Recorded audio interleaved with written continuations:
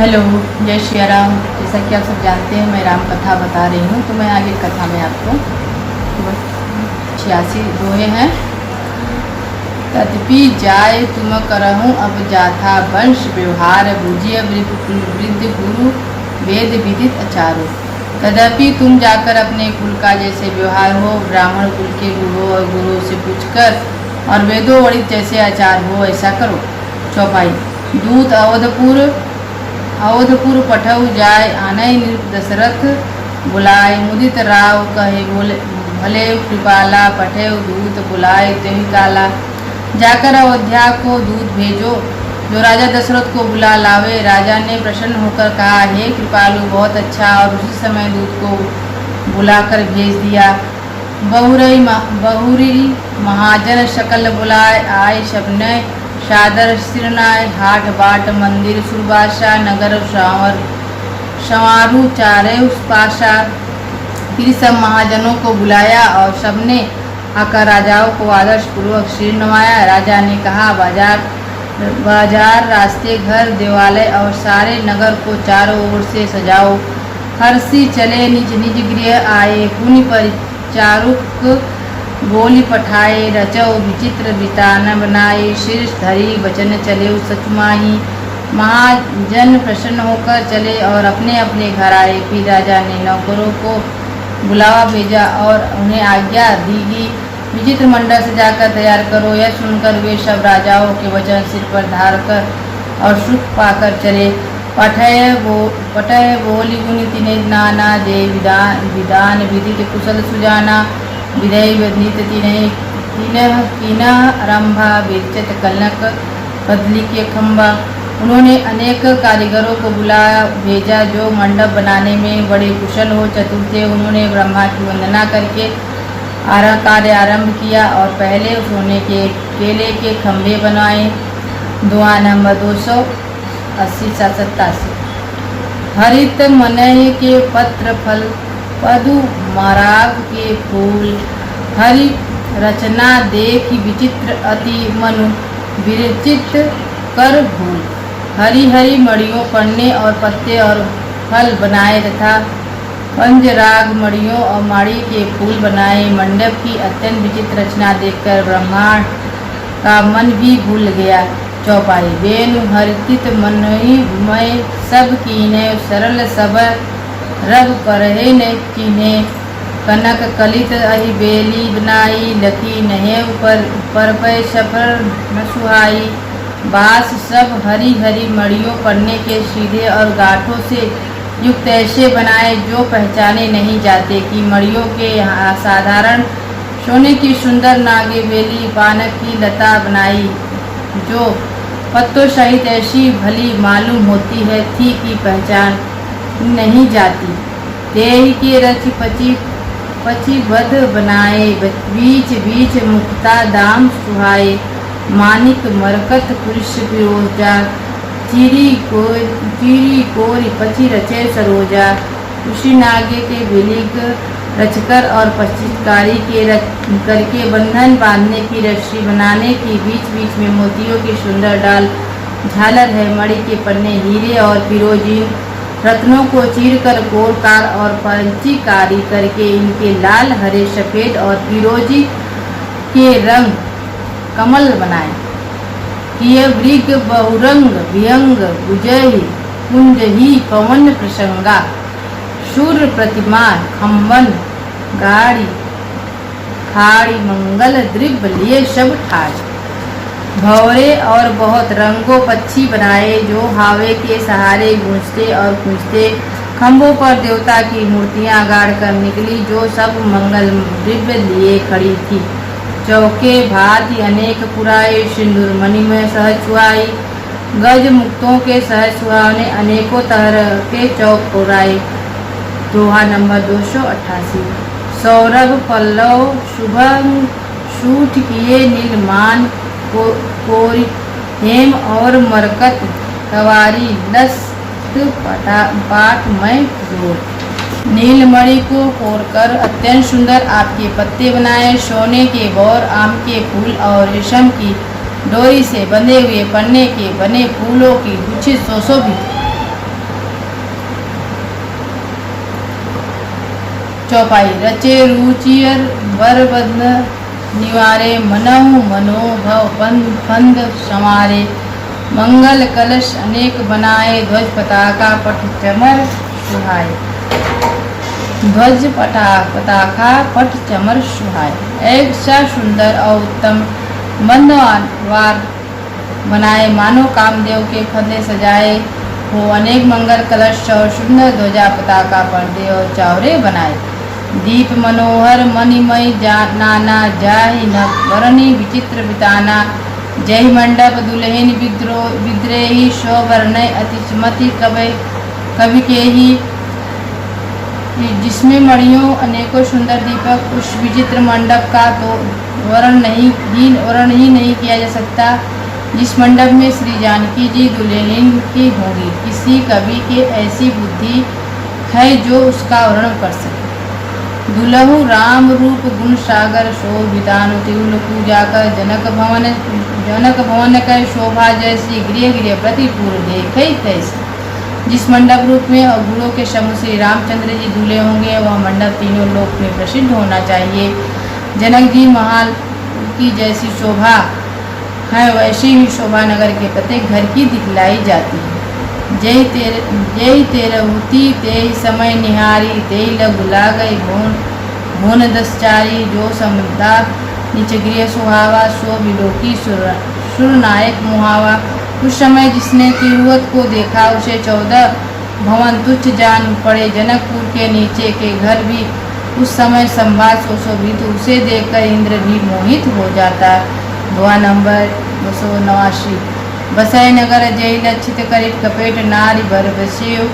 तेहि पुर कर शोभा, कहत सकुचाय सारथ देश शेष। जिस नगर में साक्षात लक्ष्मी जी कपट से स्त्री का सुंदर वेश बनाकर बसती हैं, उस पुर की शोभा का वर्णन करने में सरस्वती जी और शेष भी सकुचाते हैं। चौपाई। पहुँचते दूत राम कुरपावन, हर्षे नगर बिलोकी सुहावन। भूप द्वार तिन्हें खबरी जाने, दशरथ नृप सुने ले बुलाए। जनक जी के दूत श्री रामचंद्र जी के पवित्रपुरी अयोध्या में पहुँचे। सुंदर नगर देखकर वे हर्षित हुए। राजा द्वार जाकर उन्हें खबर भेजा। राजा दशरथ जी ने सुनकर उन्हें बुला लिया। करेऊ प्रणाम तिनय पति, दीना मुदित भयऊ आपो उठिलीने।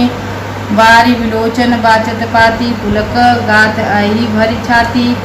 दूतों ने प्रणाम करके चिट्ठी दी। प्रसन्न होकर राजा ने स्वयं उठाकर उसे लिया। चिट्ठी बाजते समय उनके नेत्रों में जल, प्रेम और आनंद के आंसू छा गए। शरीर पुलकित हो गया और छति भर आई। राम लखन उर कर बर चिट्ठी, रही गए कहत न कांठी मीठी। खट्टी मीठी पुनि धरी धीर, पत्रिका बाची। हर्षी सभा बात सुन साची। हृदय में राम और लक्ष्मण हैं, हाथ में सुंदर चिट्ठी है। राजा उसे हाथ में लिए ही रहकर खट्टी मीठी कुछ भी न कह सके। फिर धीरज धरकर उन्होंने पत्रिका पढ़ी। सारी सभा सच्ची बात सुनकर हर्षित हो गई। खेलत रहे जहाँ सुधि पाई, आए भरत सहित हित भाई। पूछत अति स्नेह सुखचाई, तात कहाँ ते पाती आई। भरत जी ने अपने मित्रों और भाई शत्रुओं के साथ जहाँ खेलते थे वही समाचार पाकर वे आ गए। बहुत प्रेम से सुखचाते हुए पूछते हैं, पिताजी चिट्ठी कहाँ से आई। दोहा नंबर 290। कुशल प्रणाम प्रिय बंधु दोही, अहि करूँ के दश।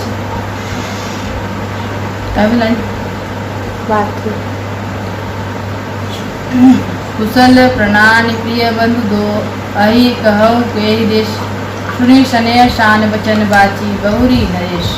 हमारे प्राणों प्यारे दोनों भाई कहे कि सब तो हैं और वे किस देश में हैं। स्नेह स्नेह ये वचन सुनकर राजा ने फिर से चिट्ठी पढ़ी। चौपाई। सुनी पाती पुलके दो भ्राता, अधिक स्नेह समाता न गाता। प्रीति पुनित भरत कह देखी, सकल सभा सुख लहेज विशेषी। चिट्ठी सुनकर दोनों भाई पुलकित हो गए। इसने इतना अधिक हो गए कि वह शरीर में क्षमता नहीं। भरत जी का पवित्र प्रेम देखकर सारी सभा ने विशेष सुख पाया।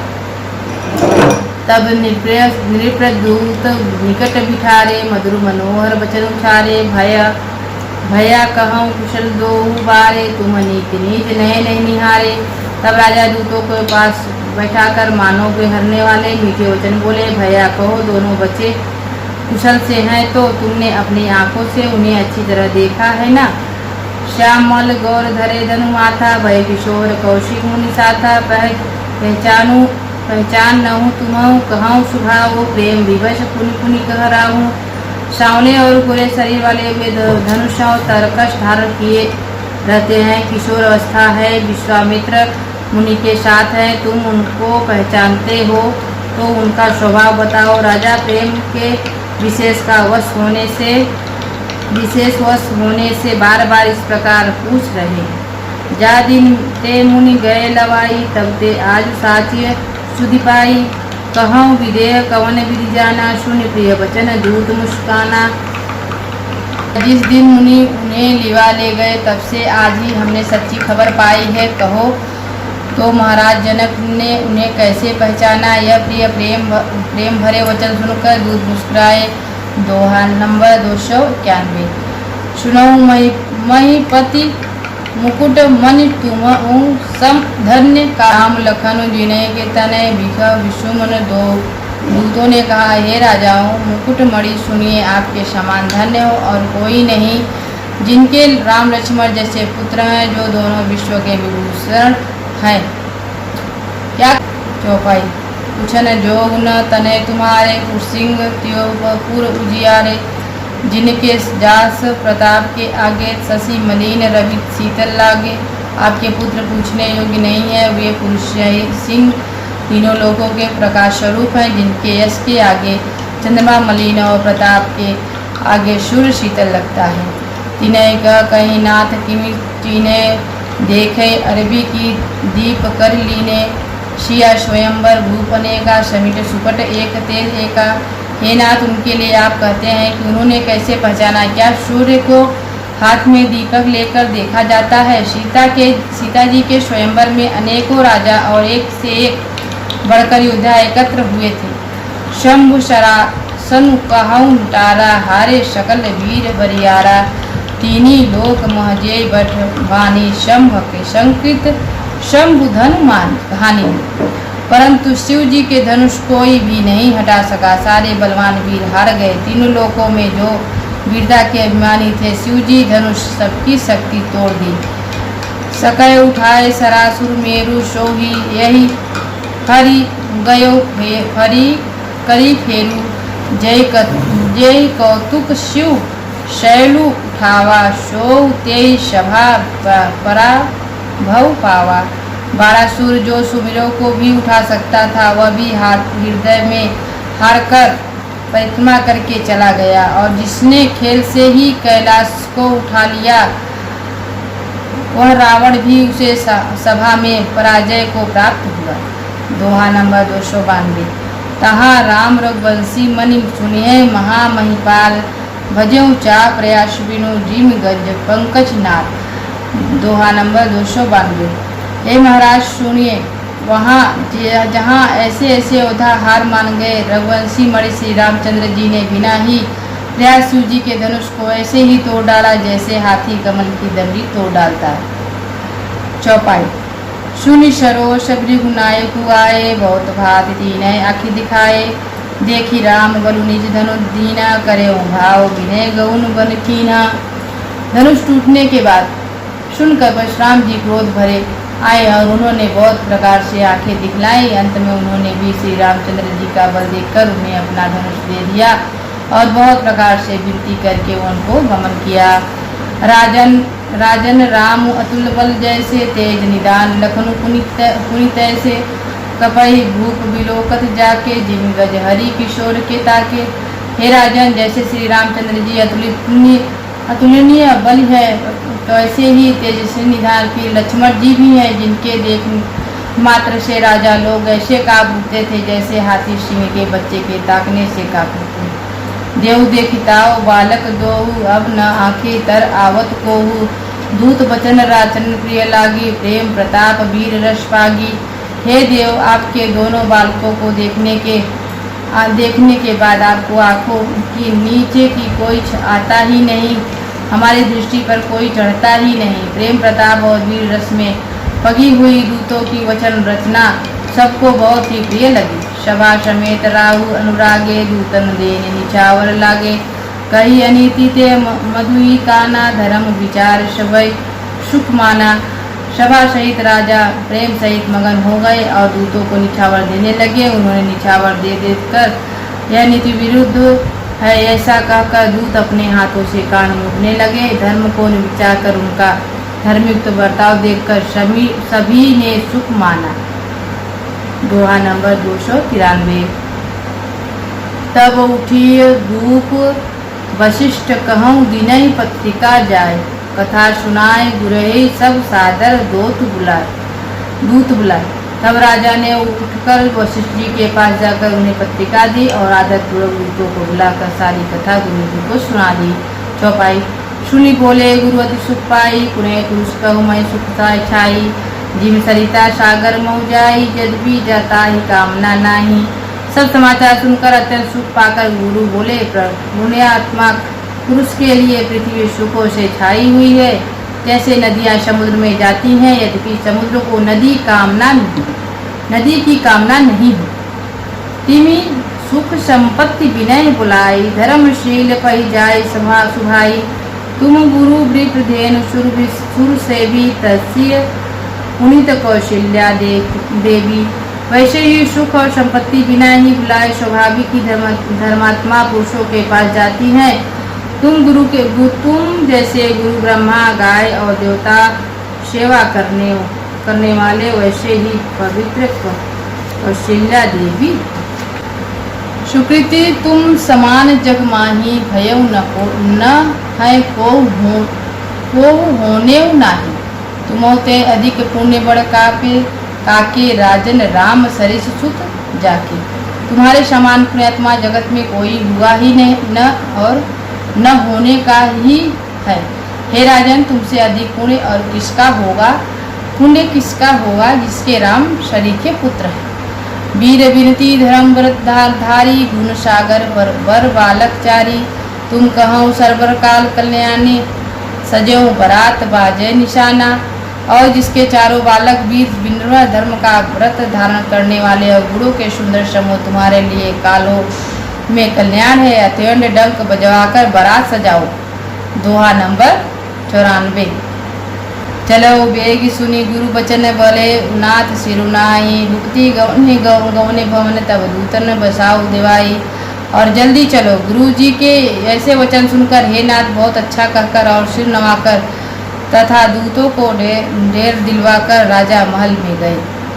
चौपाई। राजा शंभु रनिवास बुलाई, जनक पत्रिका बाच सुनाई। सुरी संदेव सकल हर्षानी, अपर कथा सब भूप खानी। राजा ने सारे रानीवास को बुलाकर जनक जी की पत्रिका बाचकर सुनाई। समाचार सुनकर सब रानियां हर्षित से भर गई। राजा ने फिर से दूसरी सब बातों को जो दूतों के मुख से सुनी थी वर्ण किया। प्रेम प्रफुल्लित राजा ही रानी मनोह शिखनी, सुनी बारदी बानी। मुदित आशीष देहि गुर नारी, अति आनंद मगन महतारी। प्रेम से प्रफुल्लित हुए रानी ऐसे शोभित हो रही हैं, जैसे मोरनी बादलों की गरज कर सुनकर प्रफुल्लित होती हैं। बड़ी बूढ़ी अथवा गुरुओं की स्त्रियां प्रसन्न होकर आशीर्वाद दे रही हैं। माताएं अत्यंत आनंद में मगन हैं। ले परस्पर अति प्रिय प्रति हृदय लागे जुड़ावे छात। राम लखन कै प्रीति करने बारह बार भूप बर बार। उस अत्यंत प्रिय पत्रिका को आस पास में लेकर सभी हृदय से लगाकर छाती शीतल करती। राजाओं में श्रेष्ठ राजा दशरथ, जिन्हें श्री राम लक्ष्मण की कृति और कर्णिका का बार बार वर्णन किया। मुनि प्रसाद कही द्वार सिधाए, रानिय तब मही देव बुलाए। दिए दान आनंद समेता, चले विप्र बख्शिश देता। यह सब मुनि की कृपा ऐसे कहकर वे बाहर चले गए। तब रानियों ने ब्राह्मणों को बुलाया और आनंद सहित उन्होंने दान दिया। श्रेष्ठ ब्राह्मण वालों आशीर्वाद दिए हुए चले। सोठा। जाचक लिय आकार दिने निछावर कोटि, विधि। चिरु जिहु सुत चारि चक्रवर्ती दशरथ की। फिर भिक्षुकों को बुलाकर करोड़ों प्रकार की निछावर जान उनको दी। चक्रवर्ती महाराजा दशरथ के चारों पुत्र चिरंजीव हो। चौपाई कहत चले पहिरल पटनाना हर्षित होने गए निशाना। समाचार सब लोग न पाए लागे घर घर होन बधाए। यो कहते ही उनके अनेक प्रकार के सुंदर वस्त्र पहनकर चले। आनंदित होकर नगाड़े वालों ने बड़े जोर से नगाड़ों पर चोट लगाई। सब लोगों ने जब यह समाचार पाया तब घर घर बधाव होने लगी। भुवन चार दस भरा उछाऊ जनक कसूत रघुवीर बिहाऊ। सुनि सुख कथा लोग अनुरागे मग प्रिय गली सवारने। 14 लोगों में उत्साह भर गया कि जानकी जी और श्री रघुनाथ जी का विवाह हो गया। यह शुभ समाचार पाकर लोग प्रेम मगन हो गए और रास्ते घर तथा गलियां सजाने लगे। यद्यपि अवध सदैव सुहावनी रामपुरी मंगलमय पावनी। तद्भी प्रीति कह प्रीति सुहाई मंगल रचा रच बनाई। यद्यपि अयोध्या सदा सुहावनी क्योंकि वह श्री रामचंद्र जी की मंगलमय पवित्र पुरी है। तद्भी प्रीति पर प्रीति होने से वह सुंदरता मंगल रचाने से सजाई गई है। ध्वज पताका पट चमार चारु छावा परम विचित्र बजारू। कनक कलश तोरण मणिजाला हृदय हरद दूब दधि अक्षत माला। ध्वजा पताका पर्दे और सुंदर विचारों से सारा बाजार बहुत ही अनूठा छाया हुआ है। सोने के कलश और तोड़ा मणियों के झालरे हल्दी दूध दही अक्षत और मालाओं से। दोहा नंबर 296। मंगलमय निज निज भवन लोगन राचय बनाए। विधि सींचे सिच चतुरश चौके चारु पुराए। लोगों ने अपने अपने घरों में सजाकर मंगलमय बना लिया। गालियों चतुर समसे सींचा और द्वारों पर सुंदर चौक पुराने चंदन केसर कस्तूरी और कपूर से बनाए हुए एक सुगंधित द्रव को चतुरश्रम कहते हैं। चौपाई जह जूथ दूत मिल भामिनी सजनो सप्त शकेल दूती दामिनी। विदुबदनी भृंग शावक लोचन निज स्वरूप राति मानु विमोचन। बिजली की कांति वाली चंद्रमा मुखी हरने के बच्चे के नेत्रों वाली और अपने सुंदर रूप से कामदेव की रति के अभिमान को सुनाने वाले सुहागनी स्त्री सभी श्लोक श्रृंगार सजाकर जहाँ तहाँ झुंड मिलकर गावई मंगल मंजुल बाने शून्य कलरौल कल फांटी लजानी। भूप भवन की मिजाई बखाना विश्व विमोहन रचे बताना। मनोहर वाणी से मंगल गीत गा रहे हैं जिनके सुंदर शोर को सुनकर कोयल भी लज जाती है। राजमहल वर्ण कैसे किया जाए। विश्व को विमोहित करने वाला मंडप बनाया गया। मंगल द्वीप मनोहर नाना रजत बाजत विपुल किसाना। कतौन विरीद बंदित चरही कतहु वेद धुनि भुसुर करही। अनेक प्रकार के मनोहर मंगलिक पदार्थ शोभित हो रहे हैं और बहुत से नगाड़े बजा रहे हैं। कहीं घाट बिरुदावली कुलकृति का उच्चारण कर रहे हैं और वहीं ब्रह्मा वेदवन कर रहे हैं।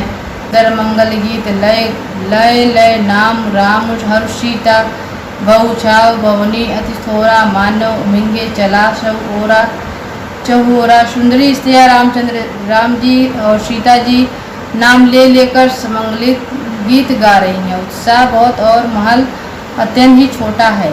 इससे उसमें न समाकर मानो वह उत्साह आनंद चारों ओर उमड़ चला। दोहा नंबर 277। शोभा दशरथ भवन कय को कवि वर्णय पार। जहाँ सकल सुरशीष मणि राम लीनय अवतार। दशरथ के महल लखी शोभा वर्ण कौन कवि कर रहा है। जहाँ समस्त देवताओं को शिरोमणि रामचंद्र जी ने अवतार लिया। चौपाई भू भरत पुनि लिए बुलाई। हाय गए सैंधन साहजऊ जाय। चलो बेग रघुवीर बराता सुनत पुलक भूरे दो भ्राता। फिर राजा ने भरत जी को बुला लिया और कहा कि जाकर घोड़े, हाथी और रथ सजाओ, जल्दी रामचंद्र जी के बारात में चलो। यह सुनते ही दोनों भाई भरत जी और शत्रुघ्न आनंदवंश पुलक से भर गए। भरत सकल सहानी बुलाए, आयुष दिन मुदित उठी जाए, रुचि रुचि जने तुरंगति ने साजे, बरन बरन बरबाजित विराजे। भरत जी ने सब सहानी घोड़सवारी के अध्यक्ष बुलाए और उन्हें घोड़े सजाकर आज्ञा दी। हुए प्रसन्न होकर उठ दौड़े। उन्होंने रुचि के साथ यथायोग्य जीने कसकर घोड़े सजाए, रंग रंग उत्तम घोड़े शोभित हो गए। सुभग सकल कुसुठी संचल चंचल करनी, अयु जरत धरत पग धरनी, नाना जाति न जाय बखानी, निदिर पवन जन चहत उड़ानी। सब घोड़े बड़े ही सुंदर चलने करने लगे चाल के हैं। वे धरती पर ऐसे पैर रखते हैं जैसे जलते हुए लोहे पर रखते हैं। अनेकों जात के घोड़े हैं जिनका वर्णन नहीं किया जा सकता। ऐसी तेज चाल के मानो हवा का इरादा करके उड़ना चाहते हैं। तीनों सब छैल भय और अश्वारा, भरत शरीर भय राजकुमारा, सब सुंदर सब भूषणधारी, कर सर चाप तनु को कठ भारी। उन सब घोड़े पर भरत जी के समान अवस्था वाले सब छैल छबीले राजकुमार संवारे हुए, सभी सुंदर और सब आभूषण धारण किए हुए हैं। उनके हाथों में बाण और धनुष तथा कमर में भारी तरकश छरे छबीले छैल सब सुर सुजान नबी, जुग पदचर अश्वार प्रति के अच्छी ला प्रवीण। सभी चुने हुए छबीले छैल सुरवीर चतुर और नायक, प्रत्येक सांवर के साथ 2 पैदल सिपाही जो तलवार चलाने काल में बड़े निपुण हैं। चौपाई बांधे बिरद वीर रन गाड़े, निकसी भय पूर्व बाहर ठारे, फेरे चतुर तुरंग गति नाना, हर सही शून्य शून्य पनव निशाना। सुरता का बाना धारण किए हुए रणधीर वीर सब निकाल कर नगर के बाहर आ खड़े हुए। चतुर अपने घोड़ों को तरह तरह की चाल से फेर रहे हैं अब, और भेरी तथा नगाड़े की आवाज़ सुनकर प्रसन्न हो रहे हैं। रथ सारथीय विचित्र बनाए, ध्वज पताका मणिभूषण लाए, चवर चारु की धुनि करही, भानु जान शोभा अपरही। सारथियों ने ध्वजा पताका मणि और आभूषणों को लगाकर रथों को बहुत विलक्षण कल्पना दिया। उनमें सुंदर चौल लगे और घटियां सुंदर शब्द कर रही हैं। वे रथ विषय इतने सुंदर हैं मानो सूर्य के रथ की शोभा के उनको छीन लेते हैं। सावकरण अगणित हाय होते ते, तीनों रथ ने सारथी जोते, सुंदर शकल अलंकृत सोए, जिन्हें विलोकत मुनिमन मोहे। अंगड़ित श्याम कड़ घोड़े थे, उनको साथियों ने उन रथों में जोत दिया, जो सभी देखने में सुंदर और गहनों से सजाए हुए सुशोभित हैं, और जिन्हों देखकर मुनियों मन भी मोहित हो जाते हैं। जे जल चल ही थल की नाही, टाप न बूढ़े बेग अधिकाई, अस्त्र शस्त्र सब साजु माने, राथी सारथी ने लिए बुलाई। जो जल पर भी जमीन की तरह चलती है, वेग अधिकता से जान उनकी टाप पानी में नहीं डूबती। अस्त्र शस्त्र और सब समाजकर सजाकर साथियों ने रथियों को बुला लिया। रथ बाहेरु नगर लागी, जूरन बरात होत शगुन सुंदर सबे, जो जय कराज जात। रथों पर चढ़कर बारात नगर के बाहर जूटने लगी। जो जिस काम के लिए जाते हैं सभी को सुंदर शकुन होते। चौपाई करित करीब नहीं परी, अब आवरी कहीं न जाए, जेहि भात संवारी। चले मत गंज गंड विराजित, मनव शुभंग व सामन गणराजी। श्रेष्ठ हथियारों पर सुंदर आवरियाँ पड़ी हैं, वे जिस प्रकार जाई गई हैं सो कहा न जाई सकता। मतवाले हाथी घटों से सुशोभित होकर घंटे बजाते हुए चले, मानो श्रावण के सुंदर बादलों के समूह गरजते हुए जा रहे हैं। अन अपर अनेक विधाना, शिविका शुभंग सुखासन जाना। तिन्हें चढ़ी चले प्रिवर वृंदा जनु तनु धरे सकल सूत्र संधा। सुंदर पालकियां सुख से बैठने के लिए योग्य ताम जान जो कुर्सीनुमा होते हैं, और रथ आदि और भी अनेक प्रकार के सामरियां हैं। उन पर श्रेष्ठ ब्राह्मणों के समूह चढ़कर चले, मानो सब वेदों के छंद ही शरीर धारण किए हुए। मागध शुद्ध बदी गुण गायक चले, जान चढ़ी जो जही लायक। भेसर उठ विषभ बहु जाति, चले वस्तु भरी आंगन निभाती। मागध सूत भाट और गुड़ गाने वाले जो जिस योग्य वैसे ही सावरी पर चढ़कर चले। बहुत ही जातियों के खच्चर उड़ गए, बैल असंख्यों प्रकार की वस्तुएं लदा कर चले गए। कोठनीय कांवरी चले कहारा, विविध वस्तुओं को भरने पारा। चले सकल सेवक समुदाय, निज निज साधु समाज बनाई।